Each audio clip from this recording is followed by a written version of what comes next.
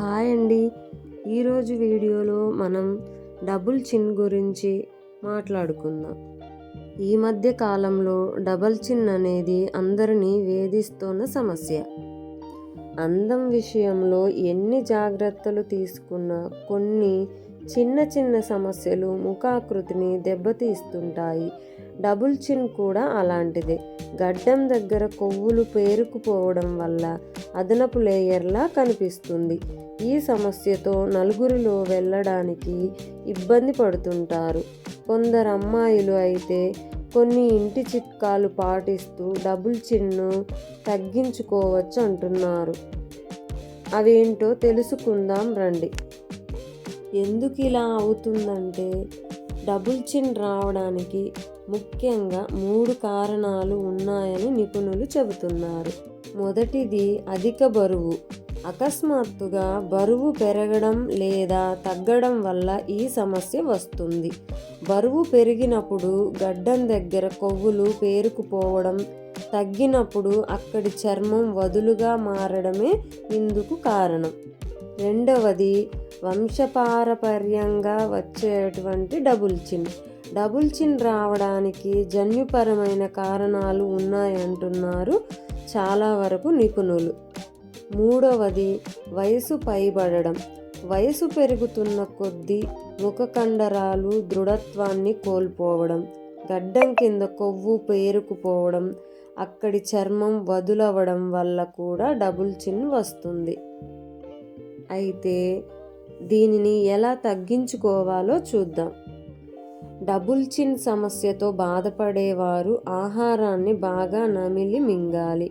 ఇలా చేయడం వల్ల ముఖ కండరాలకు వ్యాయామం అంది దృఢంగా మారే అవకాశం ఉంటుందట.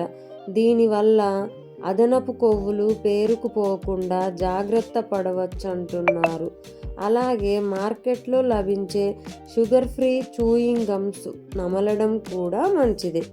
అయితే దీనికోసం ఒక ప్యాక్ వేసుకోవచ్చు మనం.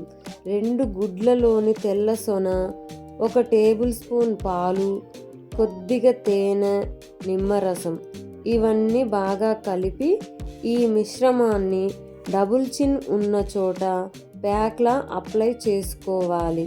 అలా 30 నిమిషాలు ఆరనిచ్చి తర్వాత గోరువెచ్చని నీటితో కడిగేసుకోవాలి. తెల్లసొన చర్మాన్ని బిగుతుగా మారుస్తుందట. ఇలా తరచూ చేయడం వల్ల డబుల్ చిన్ క్రమంగా తగ్గుముఖం పట్టే అవకాశం ఉంటుంది. గుడ్డు వాసన నచ్చని వారు ఈ మిశ్రమంలో కొన్ని చుక్కలు ఏదైనా ఎసెన్షియల్ ఆయిల్ కూడా కలుపుకోవచ్చు. అలాగే గ్రీన్ టీ శరీరంలోని జీవక్రియలను వేగవంతం చేస్తుంది, చెడు కొవ్వును కరిగిస్తుంది. కాబట్టి కాఫీ టీలకు బదులుగా గ్రీన్ టీని డైట్లో చేర్చుకుంటే డబుల్ చిన్ను క్రమంగా తగ్గించుకోవచ్చు మనం. మెడను గుండ్రంగా నెమ్మదిగా కొద్ది సమయం పాటు తిప్పడం, పైకి కిందకు కదిలించడం వంటి చిన్న చిన్న వ్యాయామాలు చేసిన ఫలితం ఉంటుంది. అలాగే క్యాలరీలు, కొవ్వులు లేని ఆహార పదార్థాలని రోజువారీ ఆహారంలో భాగం చేసుకోవాలి.